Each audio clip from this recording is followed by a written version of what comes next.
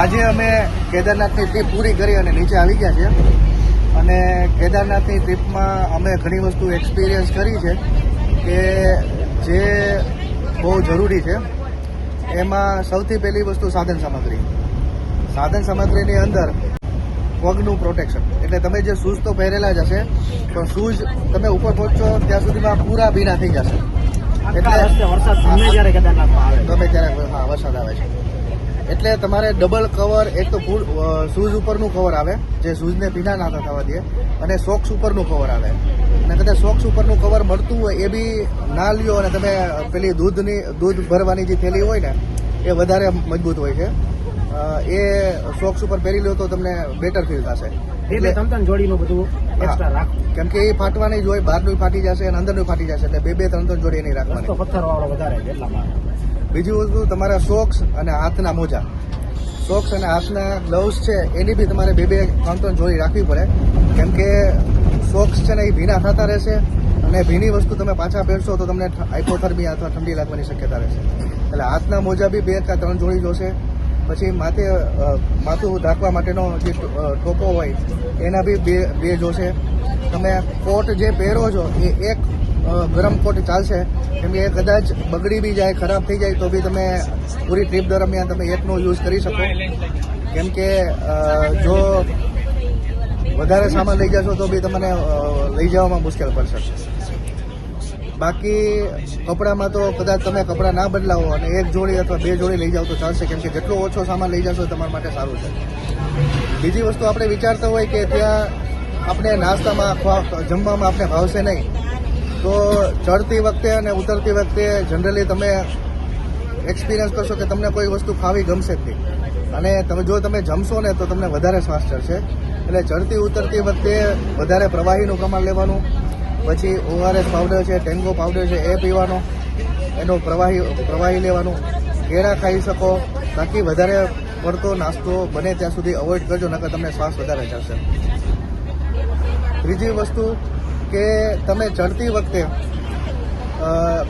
અમે જનરલી બધાએ ડિસાઇડ કર્યું હતું, બહારનું ગ્રુપ છે કે અમે બધા સામાન બધું મૂકી દઈશું અને અમે ખાલી ચડશું. તો અમે એક ખચ્ચર અને એક પીઠુંવાળાનું નક્કી કર્યું હતું. પણ અમે એવા એક્સપિરિયન્સ કરવા મળ્યો કે જે ખચ્ચરવાળા હતા એ બહુ ખરાબ છે. અહીંના ખચ્ચરનું એકવાર પેમેન્ટ લઈ લે પછી કોઈ જવાબ દેતા નથી, અને ખચ્ચરનો સામાન તમે એમાં મોકલો તમે તો એ સામાન ખચ્ચરવાળા 4 કલાકમાં પહોંચી જાય, તમને પહોંચતા 12 કલાક લાગે, 10-12 કલાક.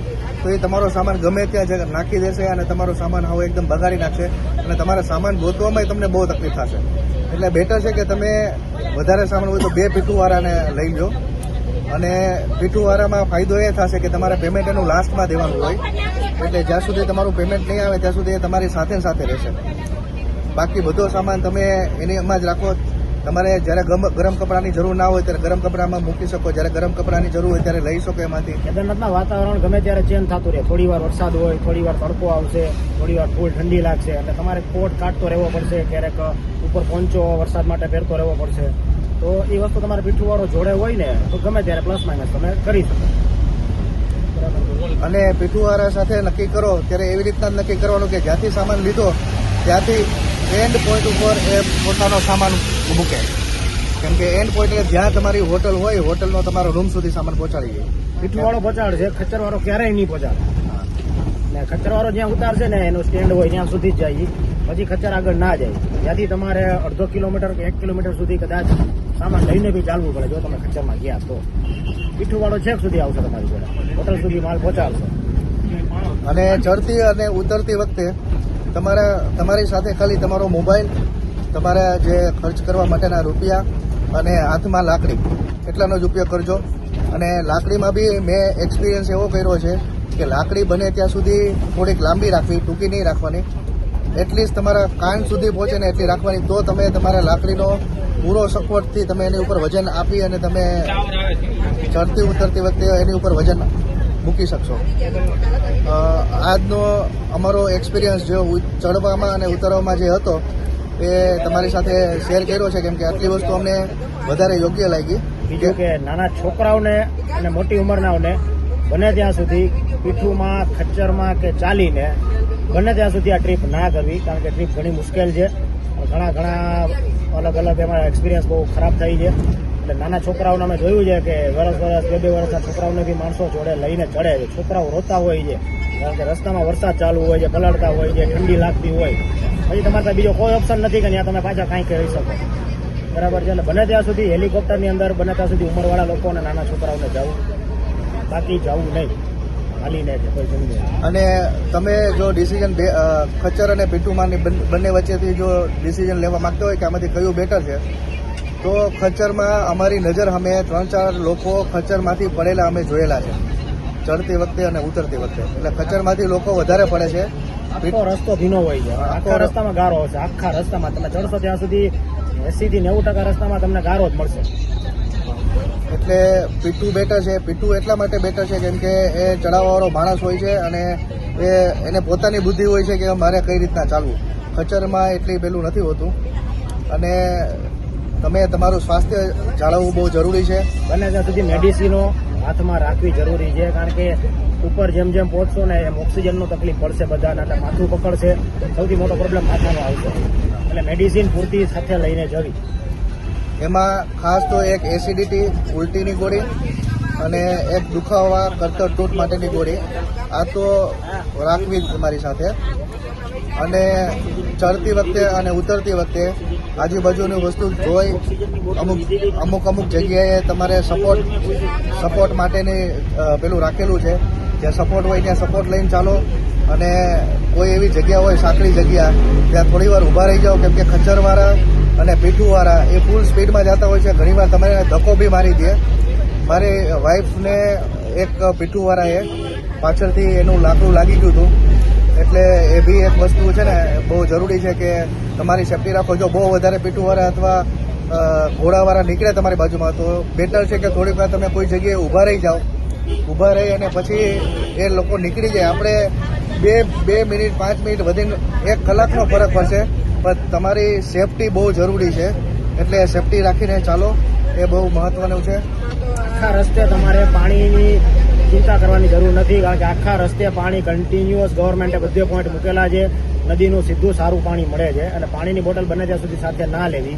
બરાબર છે. પછી ટોયલેટ બી બહુ બધી જગ્યાએ કન્ટિન્યુઅસ આવે છે. ટોયલેટ બહુ સાફ સફાઈવાળા છે, બહુ સારું કામ છે. એટલે એ કોઈ ચિંતા કરવાની જરૂર નથી પાણીની.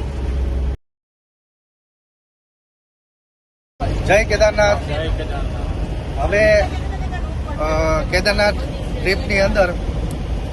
ટ્રીપની શરૂઆત જ્યારે તમે કરો ત્યારે કોશિશ કરજો કે મિનિમમ તમે ગૌરીકુંડથી 3 વાગે ચાલુ કરી દો.